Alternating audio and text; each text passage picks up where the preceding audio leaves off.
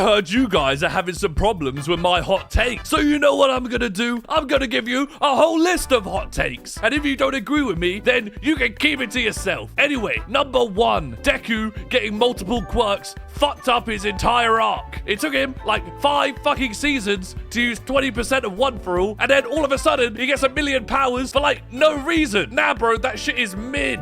Next, Endeavor has the best arc in the whole show. He scarred his family for life trying to be the number 1 hero. Then he became the number 1 hero, realized being the number 1 hero was kind of shitty, trying to fix his family, and then actually had to deal with the consequences of his past. And it didn't really work out for him. That's good writing. Next, Ochako was one of the best characters in the show until she turned into Deku's love interest. She was cool, she was smart, she had an interesting motivation for wanting to be a hero, she was powerful on her own, like she almost beat Bakugo in the tournament, and then Aoyama fucked it all up by asking her if she liked Deku, and then she turned into a fucking wet paper towel for the rest of the show. Next, I understood the League of Villains more than I understood Class 1A. The only person that had a half-decent backstory in Class 1A was Todoroki, but damn, bro, I cried my eyes out when Twice and Toga got killed, bro. I'm not gonna lie, their stories were so sad.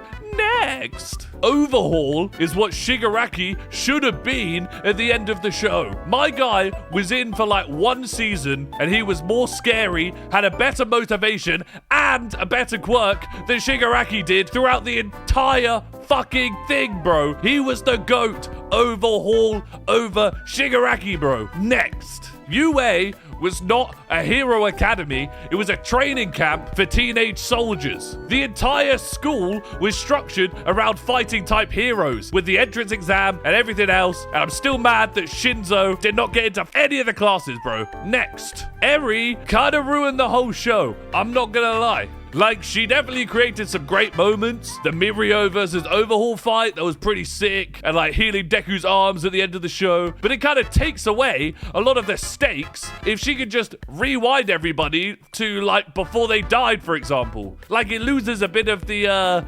tension. Anyway, next, Bakugo is a terrible pro hero. He is a great fighter and he gets the job done, but you cannot treat everybody like they're below you if you want to be respected as a pro hero. He kind of just looks like a jerk the whole time. It's the same problem Endeavor had. They're really fucking good at fighting villains, but they're terrible at being heroes. Just get a grip and you can be number 1. It's not that hard, bro. But Bakugo, you're still my favorite, mate. Not gonna lie. All right, final 2. Honestly, more characters should have died in the final war. It kind of seems crazy to me that most of the Paranormal Liberation Front gets eliminated, but somehow all of the heroes survived apart from like Midnight. Like, it seems a bit unfair, especially when the show is supposed to be about people being able to change their ways from bad circumstances, and then you just kill all of the bad people off when they're just starting to become good. Seems a bit weird, not gonna lie. And finally, probably the most controversial of them all, Deku versus the slime monster was a more impactful fight than All For One at the end of the show. I don't know, man. The final battle was kind of shit, and I didn't really care about it that much.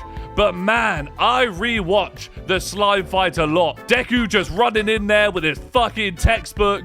Still gets me buzzing to this day, bro. Anyway, that's it. No further questions. Can't wait to see what you say to me now. Bye.